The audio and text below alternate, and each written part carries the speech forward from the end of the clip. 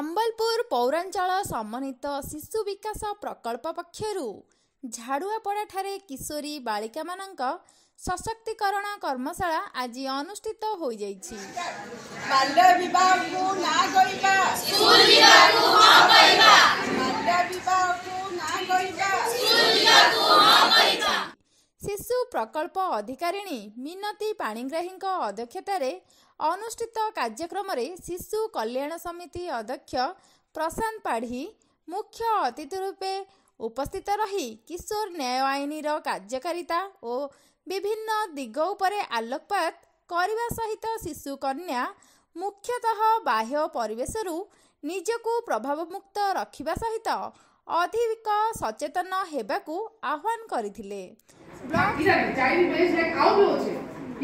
Trafficking होचे ई child marriage नारे trafficking में होचे झियो मन को बाहा करिकरी नेकी से माने सेनु काउ ट्राफिकिंग जेन जगह रे झियो संख्या कम बछन इनु नेकी ताकु बिहा करबा नारे सेनु नै जाउछन सेनु से माने का बछन केते दिन पर ताकु सेक्स रे ताकु बा पैसा रुते ताकु लगे दउछन इटा भी आसपा इता लगे को टाइम अछि का ताके होचे अनैतिक मानव चाल आजकल ले जे देता हमर घरोई ब्लॉक शिक्षा अधिकारी संयुक्ता साहू ड्रप आउट झियो मानंक पई स्कूल भर्ती उपरे गुरुत्व देइथिले।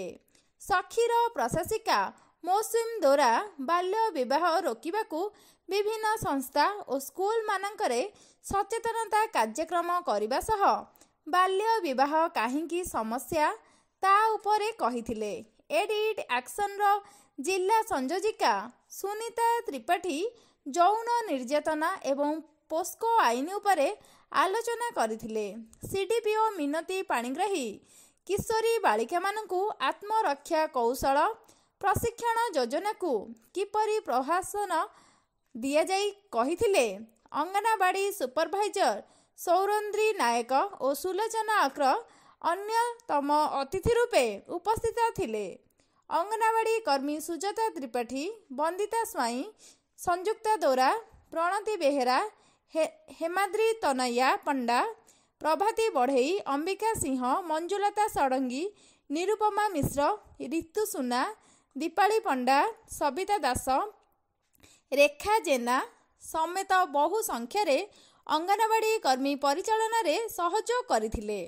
बहु संख्यार किशोरी बालिका उपस्थित रही निजर अभिज्ञता वर्णना करथिले।